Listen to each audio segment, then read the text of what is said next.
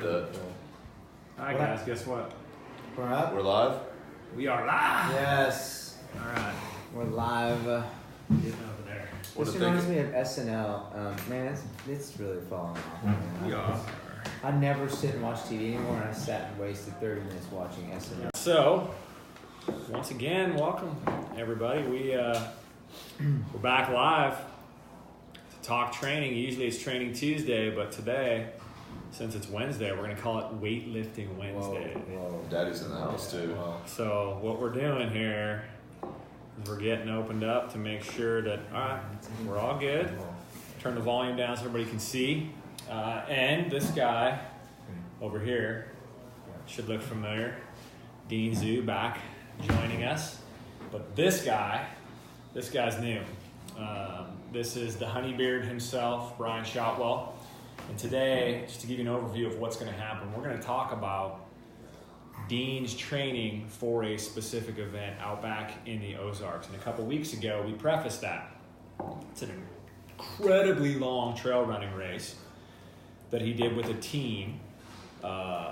Just crazy if you ask me, but hey, he did it and I respect him for it. And he talked a little bit about his training. Now we're going to get a little bit deeper into it and see how did that training work, because, I mean, let's be honest. Look at this guy. Do you want to have him tell you how to train for a running race? I don't know about that. I know he looks a little Forrest Gump with that beard, but he's not running like Forrest Gump. So I swear I know what I'm doing. That's the thing. Well, that's what he claims, and I know the inside story, and I think it's pretty cool. So what I want this guy to explain, give us an intro, kind of who you are, and what you're all about, man. Go for it. I'm all about, this is so cheesy, but optimizing whatever anybody wants to do in a physical endeavor. Not from I'm a specialist, I'm Dean's run coach, but from let's break down the human body and see how I can personally help Dean or somebody that wants to run a 4.5/40 or wants to do whatever they want to do, prep for buds, whatever they want to do. How can I impart my knowledge as a strength and conditioning coach to get them to do that? I'm not a specialist. I'm like a general contractor. So I like to, That's a great I'm a general contractor. I will research and find out the best ways from a strength and conditioning standpoint to get them rolling. I actually come from an Army background, so kind of an endurance background where a 2 or 3 hour ruck march was not out of the question on a weekly basis. So that was like my first like experimentation on myself of how can I stay strong and then just smoke everybody on a ruck march and not even really go on these long 3 hour runs or anything like that, just from like a strength standpoint that helped me just annihilate everybody.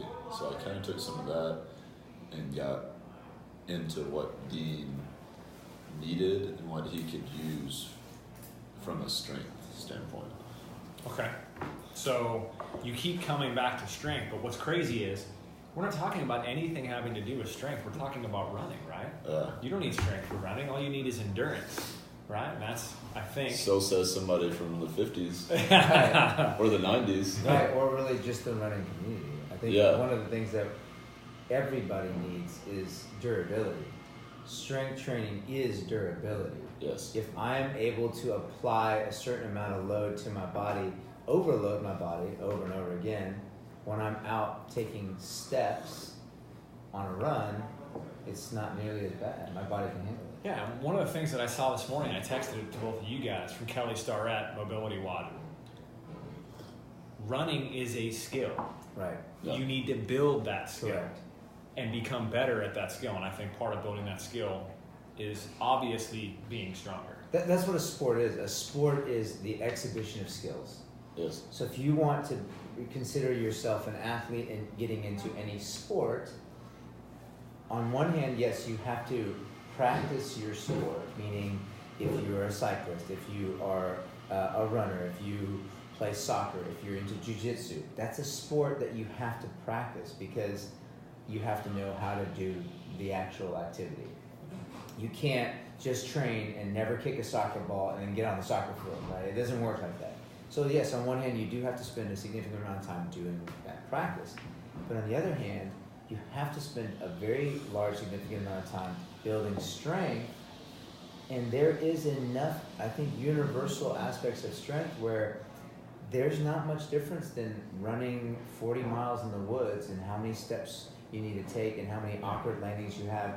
It's not that different than a guy who is going to go 8 to 10 rounds in boxing or MMA or jiu-jitsu. There's not that much difference. The amount of force and the amount of trauma that can be produced on your body, unfortunately, can't be overcome without durability from strength training. Yeah, durability, I think that's a key word we're going to keep coming back to, but I think what might be more important is, you said Brian's role as a coach. So his role as a coach to you isn't necessarily as a running coach, it's more a strength training coach. So there's capacity or there's regard where if you're at a high enough level, it's obviously going to be very important that you have a running coach. So that's one thing that's come up. I don't want people to get confused about that. Sure. You're not telling him how to run.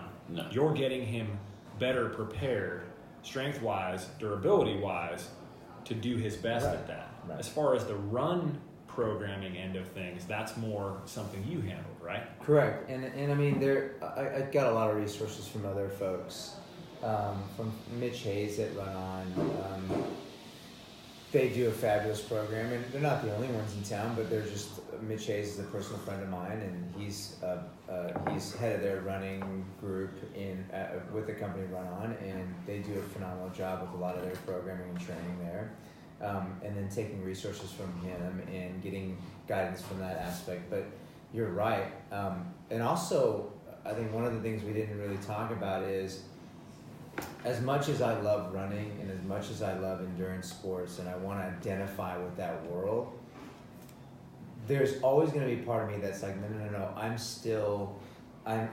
was bred in the gym as far as having a strength background, and now I'm practicing other sports from that. And again, that's another thing that gets confused a lot too, is that just because you're playing your sport, that's not actually training. Again, we're talking about practicing your skills. We're talking about practice? We're talking about practice. I still look at it saying, if I run today or not, I have to still train. I still have to, I probably have skipped less of Brian's workouts than I have runs. Yeah. And because it's really, at the end of the day, if you log 2,000 miles a year, and say you log 1,993 miles that year, and you miss 7 miles, that's far less impactful to me than if I missed a day of strength training a week. Then I'm really jeopardizing my durability and my health. That's just a personal perspective. As far as where's the proof in that, I mean, I can only give you so much anecdotal, and just, again, we're like astronauts of fitness. We just tinker with ourselves. I think the coolest thing about Brian as a coach is, and if you guys don't know, Brian is he's one of the longest tenured coaches at CrossFit Dallas Central, CFTC. He does a lot of group class work. He has developed the barbell program at CFTC, and he has a lot of personal clients, both face-to-face and in the structure of independent program design, which is what CFTC we coined as a fancy term for remote athletes, saying, I'm your coach, I talk to you on a regular basis. We're lucky because we're there, so Brian can see his clients. Yep, we're still good. Still good? Yeah, okay. just wanted to make sure. Where Brian can see his clients and his athletes all the time, but it would not be any different than you finding a coach online, hiring him, and he writing a plan for you. Brian does such a great job of listening to what your specific goals are. He's a master mechanic. Well, we talk about this contractor and this. Let's talk about this analogy of being a mechanic at an auto shop. You pull your car in and you say, hey, man, the engine's making noise. That's the same thing as saying, hey, I've got a race coming up. It's Brian's job to strip that away and say, all right, let me deduce, what is it? Is it this part? Is it this part? let me figure out. Brian's working with a jiu-jitsu athlete, and what's awesome about that is he's learning about jiu-jitsu as the same way that somebody that would actually be getting into jiu-jitsu. He studies running and cycling and endurance events so he can get plugged into that mindset. So when the training comes, he can say, I know exactly what this person needs in their scenarios, and that's how we practice. I feel like there's like a matrix analogy there, right? Yeah. Like I like to plug myself into different. Okay, Dean wants to run. Spencer wants to do a jiu-jitsu competition. Let me dive into that community and see what the good runners do, what the good jiu-jitsu guys do. What are they liking? What are they not liking, basically? Yeah. And then I'm like the insurance policy, right? Like we talked about, like Dean has these insane quads, right? Everybody knows, like just huge quads. That's like his insurance policy for his knees. Never had knee pain. Didn't even have knee pain running up and down a mountain for 200 miles. Like that's the coolest part for me. Is like strength training and weight training should be an insurance policy for like endurance athletes, whether you're a cyclist or a runner. So one of the most fascinating parts of this that we talked about was you didn't look at it as, okay, I'm going to take what the dogma of running training has been, because we've already established you're not his running coach, right? You're his strength coach. So in order to do his programming and in order to, if you will, write him a very solid insurance policy, through what lens did you look at his training and his program? I looked at it as like three, like really, we'll say three basic things. You need to have a strong midline. And the midline for most of us just means core. Your abs, your lower back, your butt. I'd even throw a hamstring in there. His legs, his quads, butt, hamstrings, and his calves. And then some pressing upper body strength. Not even pressing, just upper body strength. Specifically pulling in your scaps. That's the big movers, big shoulder blades in the back.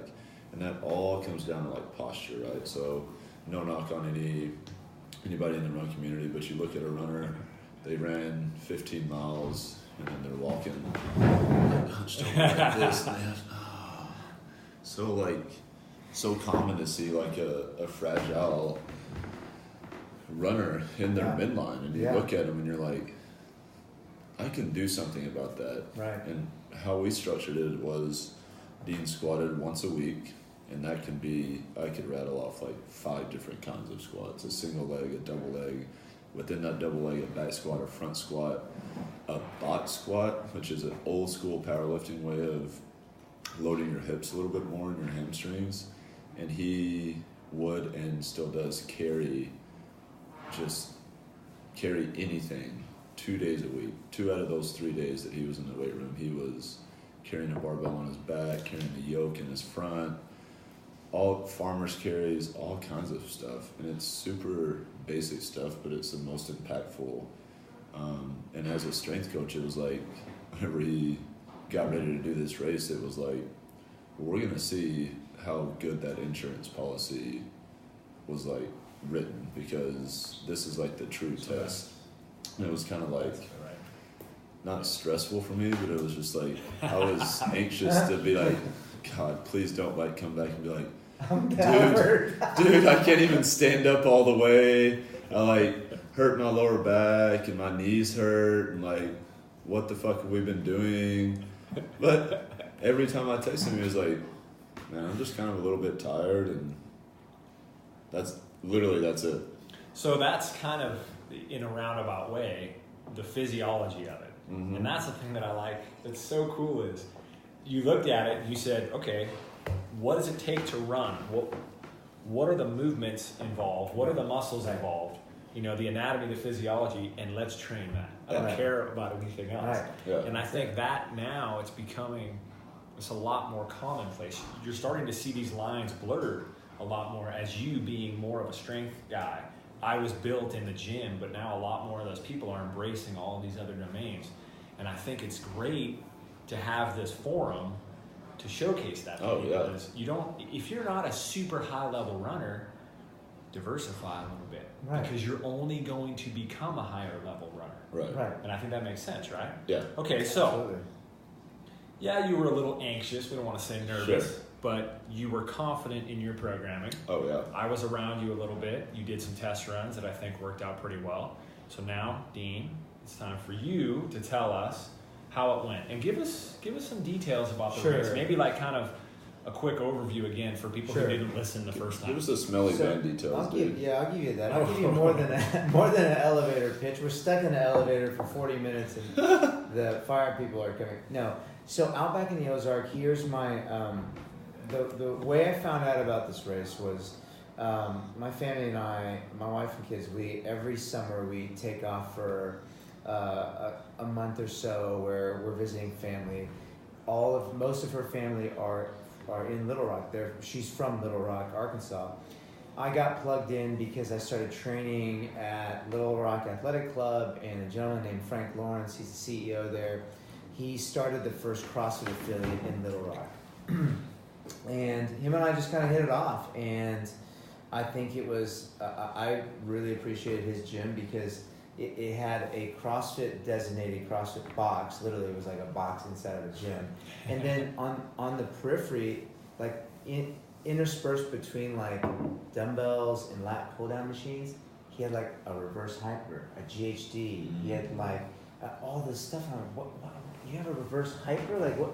And so that fascinated me. And so we got to becoming decent friends. And from that, we became good friends because we would go on runs and stuff together when I was in town in Little Rock. And so he just hit me up. We're always talking. We text or email at least a couple times a week. And he's like, hey, we do this race called Outback in the Ozarks. It's a team relay. It's usually 210 or 15 miles. And it's you. And we do the ultra version where it's you and 5 other guys. So it's 6 team members. And you get in a van and you just take turns running.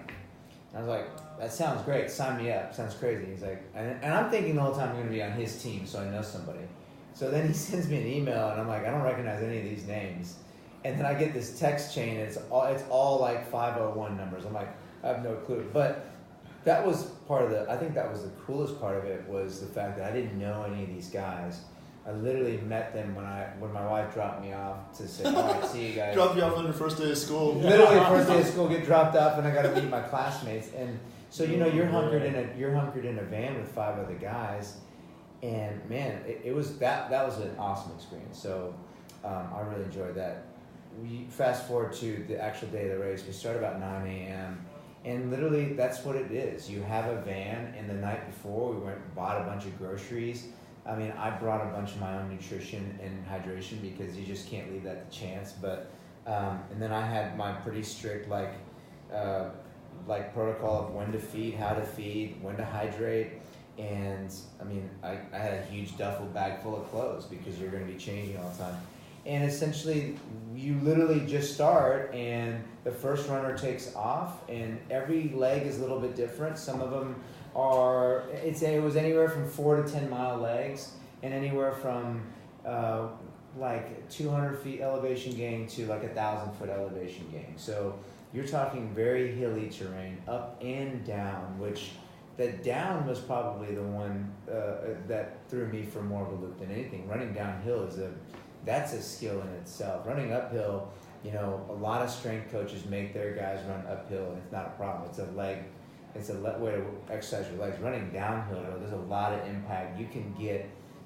I tripped and fell actually running down a hill at one point. I got real dark then. But anyway, the race was great. I think we made it in, just over 30 hours as a team. There were mixed teams of, there were some teams that had 12 people on it, so it wasn't quite what we were doing. And I think our team, out of the teams that had just 6 people, we finished second, I believe, out of all the teams that just had 6. So it was a wonderful experience with these folks. I would do it all over again. So that's kind of the overview of the race. Okay, so what was your experience like at the end when you guys were sitting around the campfire? How did they train for it? And then caveat off of that, how did they feel, and what was different between how you felt and how you guys trained? I think when you get to that point, everybody at the very end felt the same way because we've been up for 36 hours. We're up and around. I was thinking about this. I think, everybody ran between 32 and 40 miles. I think I ended up running just over 39 miles, and I would say elevation gain since it's going up and down, maybe 2,500 to 3,000 feet. That's pretty good. Not nothing. Not nothing, right? And so you're just tired. So again, everybody arrived to that point of ultra fatigue. Yeah. Like, man, I'm spent. Like, there's no more glycogen in my muscle stores. I'm taxed. My system is overloaded. I'm probably getting borderline dehydrated. Yeah. I'm definitely under recovered from a fatigue standpoint. But I think where the beauty was, okay, so Saturday night we get done and I'm blasted. I'm so sore. I mean, just think, what if you just went to New York City and walked around 40 miles in a day? I mean, you'd be pretty freaking blasted, right? Yeah. And not even running. Sunday I was a little sore, but we drove home and I felt okay.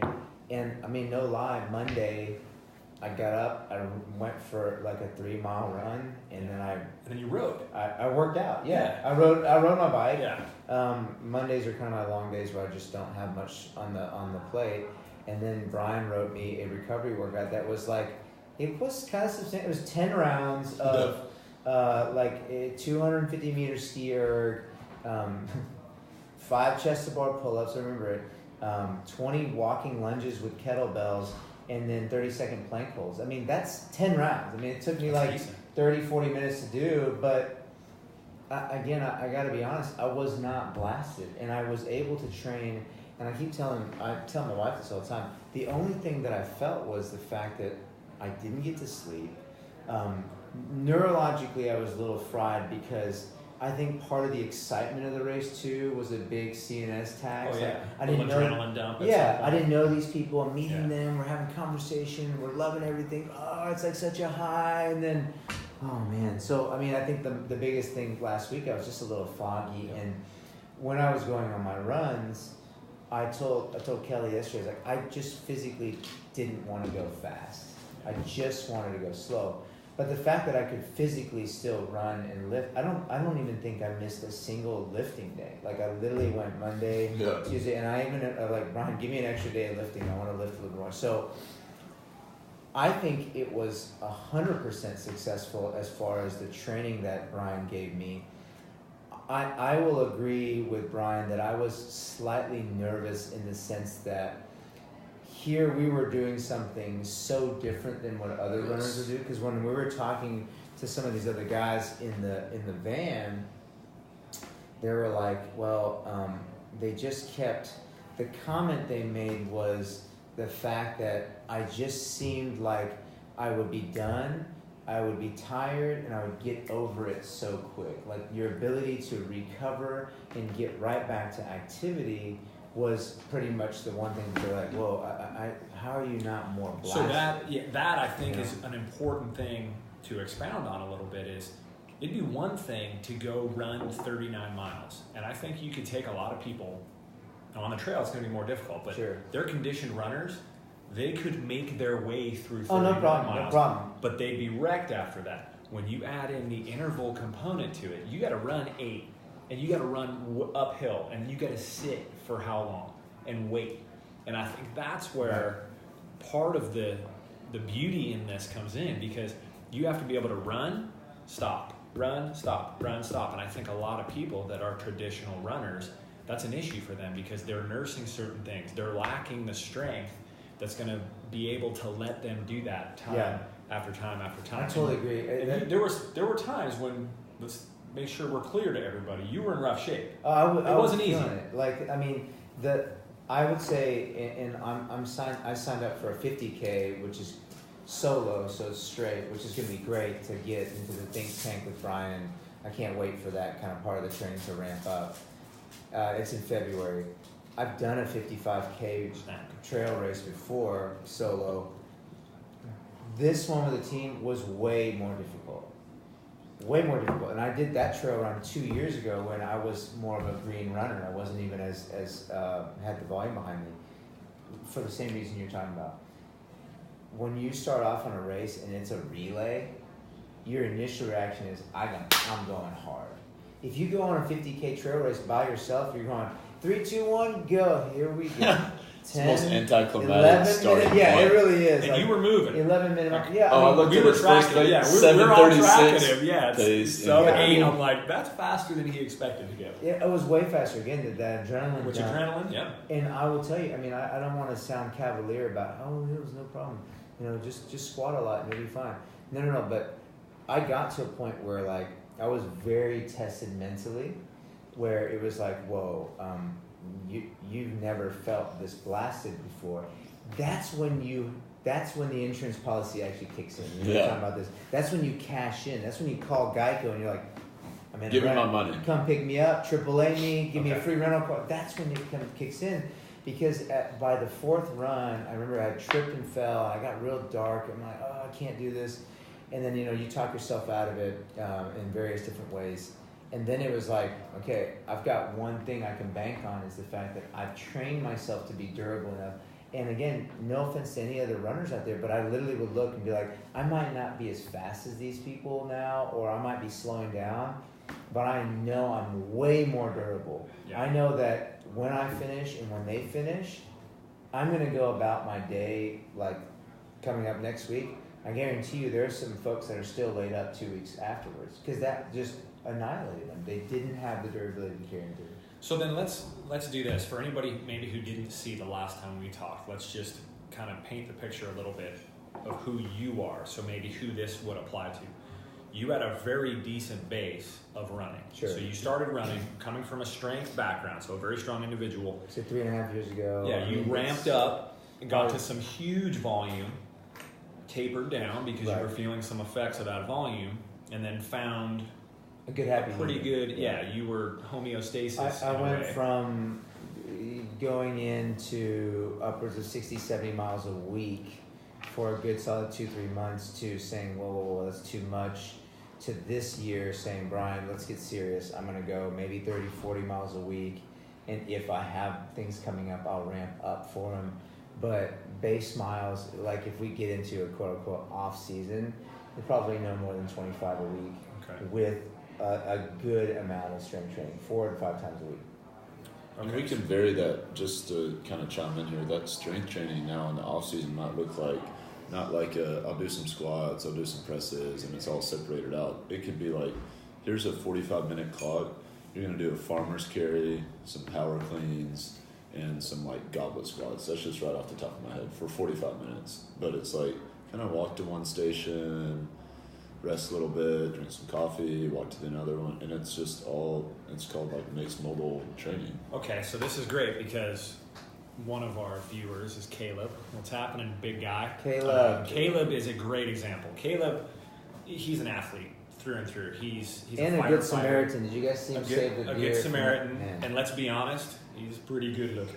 So what's up, dude? He's a good dude, and he's a great example of somebody who's very well-rounded because Caleb, not only has he been an incredibly high-level triathlete, he raced motocross, he's gotten into racing cross-country on mountain bikes. The guy's very talented, but at the same time, his base is strength training. He does a lot of strength training. Now, there's ebb and flow to that. I mean, we talk a lot, and there's times where the strength training might subside a bit because he's busy with work. He wants to ride his bike a little bit more. But what's great is the feedback is, man, I need to get to training a little bit more because he loves riding his bike. Recently, he's been doing a lot of longer gravel rides, and it's low back, it's midnight, it's things like that. So it's amazing how all of that comes back around. And I guess the pendulum is going to move depending on who you are. So yeah, if you're a high level trail runner or cyclist, you're only going to let the pendulum come back so far with the strength training side of things. But I think you guys would both agree that you're going to get some benefit from that. So I think that's the main takeaway of this, right? I was two things that were really kind of underlying that really I kind of glazed over. Now I think about that shocked me.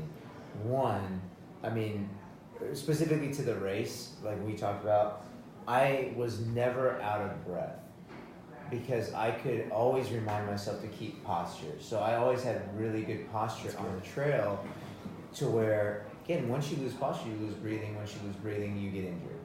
And the other thing was low back, hips, not sore at all. My legs were sore because of the musculature. Low back, hips never got sore. And I didn't even think about it till I got in the car, got home, and then the next day I'm in the middle of doing my 30-second planks, and I'm like, I'm not even sore. Like I'm not remotely sore. So that is a huge testament to some of the weightlifting, the odd object carrying, getting myself ready for that. And the other thing was, I think about 3 months ago, I started riding road bike a little bit more as a means to incorporate some more aerobic time and get off of my feet. Because my feet, again, that's just a physical, your feet just get chewed up. I have bursitis and all this stuff. It just hurts. And to be able to go from literally just getting reconditioned to sitting in a saddle for 2 hours, right? You guys know that. That's like, to where I'll rip out 30, 40 mile rides, and like just think about how much you would have to ramp up for that. I don't think it was the running that got me ready to ride more. It's the fact that I've been very diligent with Brian on my strength base, that riding was not that big of an issue. It just became an environmental, like, hey, my crotch hurts because I'm sitting on a seat. Like, hey, I'm not wearing padded shorts. Like, okay, but once you get all that out of the way and you get your stuff ready, then it's no problem. So that's where the durability comes in too. You decide all of a sudden, man, I don't want to do this anymore. I want to do something else. Cool, do it. But you don't have to do this huge, like, all right, here we go. I'm going to get a bike ride. And we train for 6 months on a bike, then I'll go on a bike. No, you just get on and go. And that's the coolest part, because I'm not a good enough runner where I'm going to be competitive or serious or professional. I just enjoy the sport of running, but I also enjoy riding my bike with friends, going out with my kids, whatever. I mean, that's the beauty of it. I kind of like the way you look at it, and like, I'm on board as your strength coach, with like blurring that line of like, okay, well, why do I have to just be a runner and like wear my, no offense to anyone, wear my like goo belt and have like 2 pints of water to go on like a 5 mile ride and like be fragile and like, it hurts to sit down. Why can't you squat 300 pounds and bench 225 and go on a 200 mile trail ride? Who says we can't do both? Right. There's a line, and fuck that line. Like, I think it's fear. I think a lot of people draw those lines of specificity because they're insecure of what the reality is. Like, you don't want to pigeonhole yourself to just that. I think the other part of it, and I'll give people a little bit of credit there, is that, man, I'm the same way. When I get into something, I get so into something that's the only thing I want to do. I want to obsess over it. But again, you always have to pull it back and realize, how did you get to that point in the first place to have the capacity to do it? I know you have some opinions on that. No, facts. I mean, facts are facts. I'll use myself again as an example. In my world, I am a bigger guy, and you can make the argument factually, I think, that if I was smaller, if I was a lighter 100%. athlete, I would be a higher performing athlete. I'm not going to disagree with that. But to what detriment? And my argument would be, the detriment would be to my well-being, to my mental sanity, to my family, all that. So I have to decide, is it worth it? And quite honestly, a lot of the people I think that we're talking about are people that fit more into my mold than more of an elite athlete. 100%.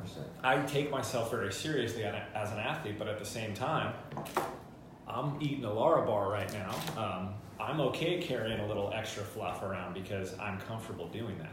I think that's very realistic, and what a lot of people fall into is it's power to weight. You know, from a cycling perspective, all I hear is power to weight, and they look at tour guys. Everybody references the tour guys. And what I come back to is that's such a fraction of people, and a lot of those guys are outliers. And furthermore, I don't think they're very healthy individuals. They're performing at a high level, but the majority of us, we're not making our living riding a bike or running. We're doing it because we enjoy it, or it's something that we're really into. And I think more people now are starting to understand the benefits of this, but it comes back to, I think, what you guys were saying. People don't know what they don't know. And it's shocking because where we come from, there's a lot of things that are empirical basics, and we just think, oh, it makes perfect sense. Like GPP, that term that's the foundation on all this stuff. There's so many people that they don't even know what that acronym stands for. Sure. And I like being like a pirate in the community, right? Like I'm the big hairy muscular guy that's like, I'll make this guy squat and I'll make him squat too, just cause, right? Like, I think what you were saying, like you looked at it as like, probably no matter if you were 150 pounds or 180 pounds, probably not going to make the Tour de France. You're a great cyclist, probably not going to make it. Like your wife won't let you make it. right. There's not a chance. No way. That level it's so far. Great. You rode a leg of the tour. Here's Dex. Right. Okay. Yeah. Okay. Well, and you're not. Reality hits. Sorry, man. You're probably not going to win the Moab 240. I don't want. You'll complete it. I would love to do that someday. But it's like, let's just take a step back and be like, no matter how many free throws I shoot, probably not going to be LeBron James. No. So why don't I just be the best version of me and include some different aspects that turns out to be fun. Dean likes to squat. Dean likes to bench press. Like, and it helps him. Why not? You like to do lunges and squat. You're probably a better cyclist than if you didn't do that stuff. Like how many cyclists are doing handstand walks, right? But the utility of the handstand walk is another skill transfer to loading your core. Well, and here's the other thing. Doing a handstand walk, I hate to say it, is a position I end up in on my bike quite frequently. That's not a good thing, but it definitely happens. Yeah, from my standpoint, being a mountain bike rider, it's not an if, it's a when. You're going to crash. And I think there's a common theme every time we do these, and it's just strength train a little bit and keep it simple. Stay off anything that you're balancing on. I've seen that over and over again. People on the Bosu ball, like a Bosu ball and things Kill like me. that. Well, Kill me. Again, there might be a time and place for that. I don't know exactly what that is, but for the majority of people, if you're squatting, you're trying to build power for the most part. Don't do it on an unstable platform. Oh man, don't. Squat, simple pull. Yes. And do some scap retraction, do a little bit of pressing, and do some midline. Literally 5 things. And even midline, you could just say plank in your living room. Yeah, right. or you could combine the two, and your midline You're could crazy. be hold something like this, hold some kettlebells. Well, The combinations are endless, and again, the instability thing, the rule of thumb there, I think that Brian and I, and even Richard, we always play with is, if you're squatting, make your base stable, but your weight can be shifting. Right. So we do a lot of stuff with bands and straps and accommodating resistance. And I mean, there's so much more that we can talk about. And I think this is a fascinating place to start where, man, they're literally, I would love to do a training, a live video one day where we're actually training. So we can show people like, hey, this is like a real run of that. Anyway. So you didn't hear what next week is? What's next week, dude? Oh, dude. Okay, so last week, Sammy was on here. Well, Sammy Nicks. Slamming Sammy Nicks. Sammy. He brought up the 60-second airdyne for cows. And one thing led to another. And so next week, what we're going to do is I'm going to do a couple rounds. And we're gonna rounds? We're going to see how trained I am. Because what he talked about was it's one thing if you can do it once. Like you have to be able to, it has to be repeatable. Wow. If it's not repeatable, you're not. So you got to be there for that. Get your popcorn for that. This is going to be real bad. But what we're going to do is we're going to talk about how I perform in that, and as I'm recovering, maybe puking, you guys can give insight as to how would you train to get better at this? Because personally, for me, there's a direct impact. There's a direct correlation. If I'm better on that test, that will directly impact how good I am in an enduro race stage. Plain and simple. So yeah, that's where we're going to start to incorporate that. I don't know if I'm looking forward to it. One thing, I'm looking forward to that. One thing I think that we're a little bit short on time getting to the end of this, and this is another completely other conversation we're going to have as far as how training is, the nutrition part of it. Like performance nutrition becomes a really good thing. You mentioned like, I don't necessarily think that even though you're performing at a Tour de France level, you might not be a healthy individual. Yeah. Yes, healthy from the standpoint of wellness and biomarkers.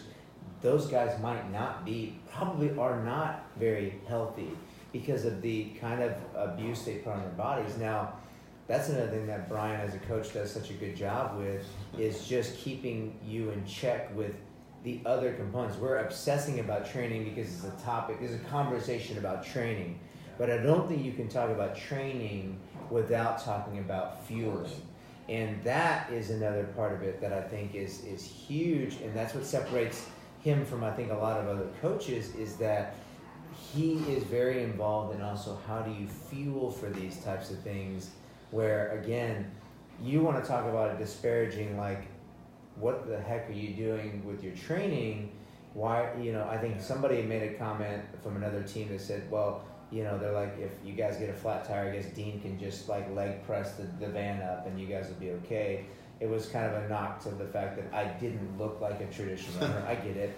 Even my van mates said, what are you eating? Oh, yeah, because at that point it's fuel. Like, your body will use anything. Do you want to take this goo or the stinger? I don't even know what they were doing. I've never even touched that stuff. And I was like, no, I don't need that, because you're playing this catch-up game. Once you start doing, carbohydrates burn so dirty. Anyway, look at Kevin's question right there, because I think. At what point does adding body weight become a detriment on ultra endurance racing? For example, 5 pounds of more muscle strength helps with shorter events that actually master 100 is. So let me real quick. Let me just give my thing on that, yeah, Kevin. Great question, and my take on that is, for somebody who's running an ultra endurance trail race, if they're 5 pounds heavier, that's going to be a huge percentage of their body weight. For me, 5 pounds, I hardly notice that. But I think 5 pounds at that level for that person, that might end up being an issue. And that's a tough one. There's a lot of factors involved with that. Well, here's the funny thing about that, Kevin, and I think we're just scratching the surface of like exploring that. I would actually like to explore that someday, being a little bit heavier and doing a 100-mile race. Well, I think you were heavier for your race. Yeah, and I'll get to that. And the thing about that, Kevin, is that what's ultimately going to change there is your pace. If you're 5 pounds heavier and you have the ability to do a 100-mile race, you're just not going to be moving as fast as you would if you were 5 pounds lighter, because that's extra weight you're carrying. Now, it depends, because this is where it gets great.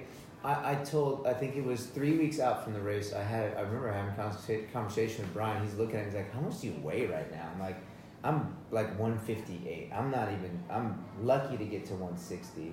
And I told him, I was like, I want to gain about 3 or 4 pounds before the race, because I think that if I can make my body a little bit hardier, even though it's not a 100-mile race, it's going to be at my benefit. So in that 3 weeks, I really dialed in my nutrition and hydration for the other reason of actually gaining weight. I was at a caloric excess, and I put on maybe like 3/4 of a pound a week for like 3 or 4 weeks. I ended up going into the race 3 or 4 pounds heavier than I normally was. I finished the race a pound or two heavier still, and it was from the hydration. I never got into a hydration issue. I was never in an issue with hydration. So, but again, we're talking about a whole new world of things here, because strategically I added weight to my body, because I have probably the last 6 months turned myself fairly ketogenic in how I train for endurance events, where, and you've heard Richard and I talk about this, I would train on a fasted belly. If I had any fuel, it would be coconut oil with some coffee, and that fat would carry me through an hour and a half, 2 hour runs or rides. And so that was the part of it that for some of those guys, they were shocked. Like immediately when I was done with the race, or my little section, I would eat like a cup of Greek yogurt mixed with SFH fuel, which is this protein and medium chain triglyceride mix. And I would do a scoop of peanut butter and then some bananas. And then I would literally be munching on macadamia nuts the whole time, almost up until like 5 minutes before I would go for the run. And they're just looking at me like, this is not good. You're going to get bogged down. But again, it's taken me that long for my body to click over where, sure, like right before I would head out the door for the race, I need a little jolt of sugar to get the system going. That was like my little 6 or 8 ounces of Coca-Cola. And then literally within 3 or 4 minutes, like it's almost like, okay, I can breathe. And I know when my body kicks into burning fat. Like I can feel it. I can feel it. The analogy here is like a rocket taking off into outer space. That first like 4 or 5 minutes of it getting out of the atmosphere, It is so dirty. There's smog and smut everywhere because it's just jet fuel. But then once it gets into atmosphere, the rocket boosters release, and it's just cruising to the moon, to Mars, to Jupiter, wherever it's going.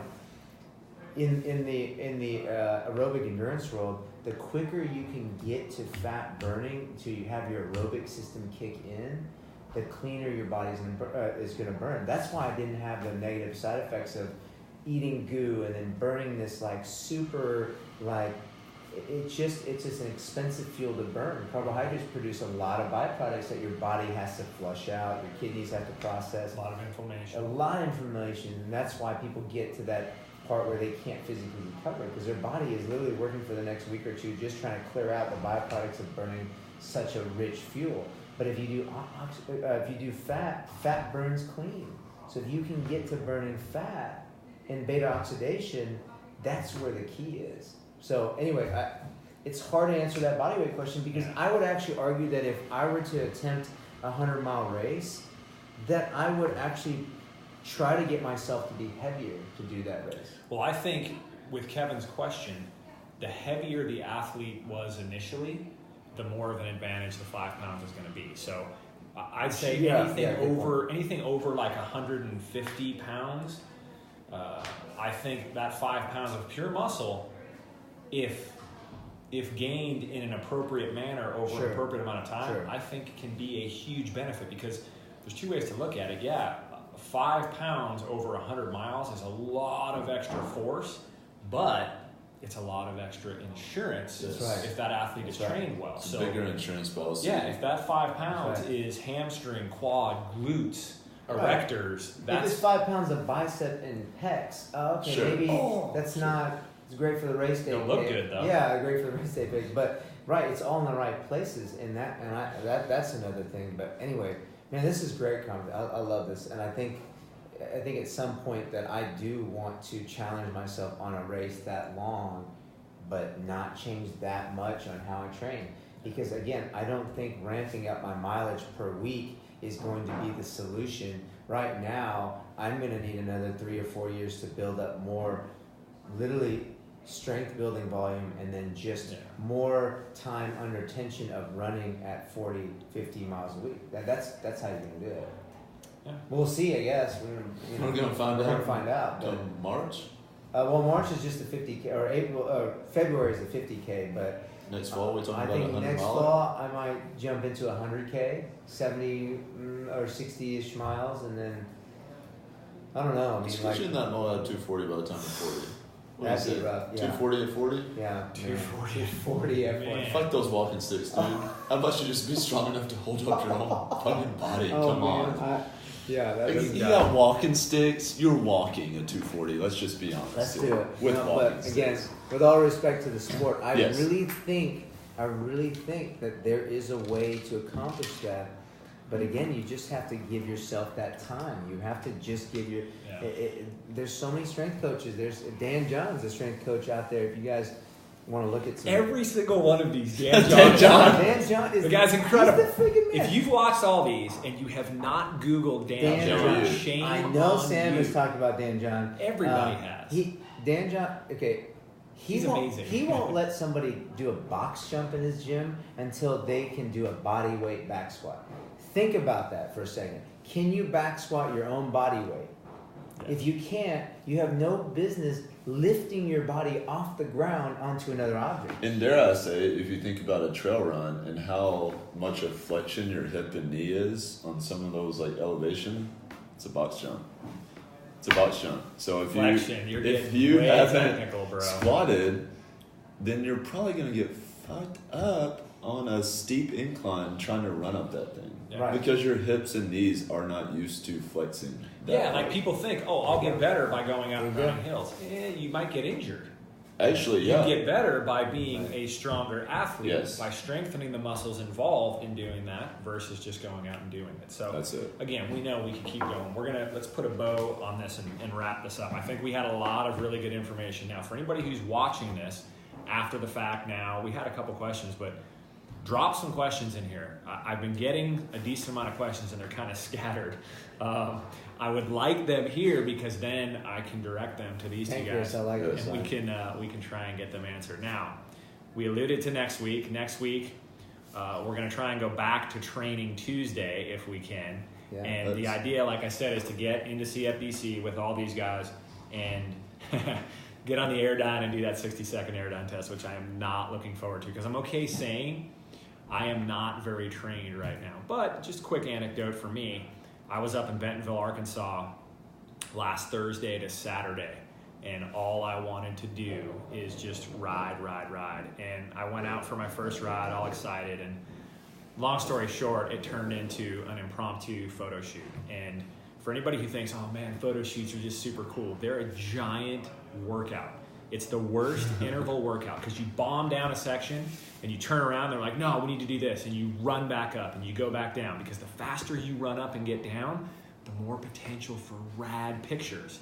So I was going. There's some pretty good pictures. So over and over again. And then after that, it was wake up in the morning and do a big ride. Then I had a one-on-one coaching client who came up from Dallas. So then I had to spend the next day and a half with him because I had to dedicate a lot of time to him. It was just over and over and over again. And what's funny was when I drove home on Saturday after riding twice, I got out of the car after a 6-hour drive. I felt great. And what I thought was, man, I didn't ride a whole lot. My volume was down, and I didn't strength train a whole lot.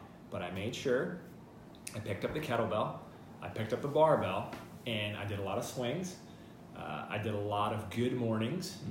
I did a lot of holds up front, some goblet squats. I didn't do a whole lot of volume, but what I did was very specific to make sure that I'd be able to handle all that work. So I think it's important.